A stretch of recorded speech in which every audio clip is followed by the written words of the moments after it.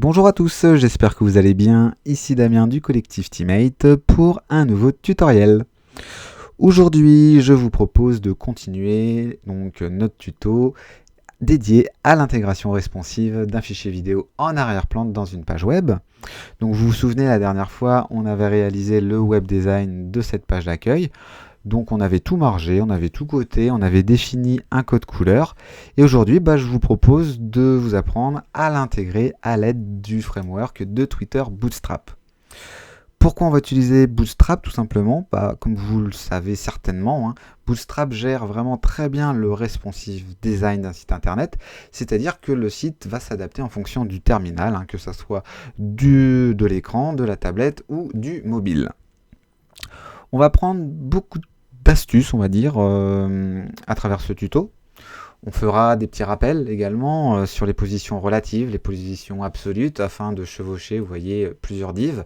Donc là, c'est du texte qui vient se superposer sur une vidéo, ici en arrière-plan.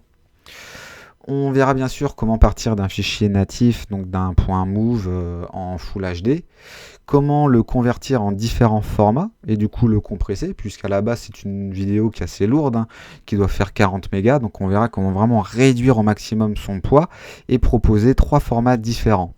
Alors pourquoi 3 formats différents? Parce qu'il faut savoir que les navigateurs sont un petit peu réticents, donc certains plus réticents que d'autres et n'acceptent pas forcément tous les formats. C'est pourquoi on va utiliser 3 formats différents pour que les navigateurs puissent choisir le format adéquat, le format qu'ils savent lire automatiquement. Comme ça, vous saurez que vos internautes ou que vos clients liront la vidéo en arrière-plan. Donc bien sûr, je vous disais, le site sera responsive. Donc là, on doit être sur de la grande résolution. Ici, sur de la moyenne. Donc vous voyez que tout s'adapte. Ici, on est plutôt sur du format tablette. Donc pas de grand changement au niveau du contenu puisque on est sur un site avec un système de 3 colonnes. Donc voilà, on n'a pas forcément besoin de créer du responsive ultra poussé. Là où ça va changer, ça va être sur de la résolution mobile où va apparaître un menu ici minifié et des images, vous voyez ici, qui prennent 100% de la largeur de l'écran. On aura masqué bien sûr la sidebar. Et voilà, sur vraiment les résolutions les plus petites, l'image reste toujours à 100% de la largeur. Et bien sûr, le menu est fonctionnel, avec une petite animation au clic. On verra également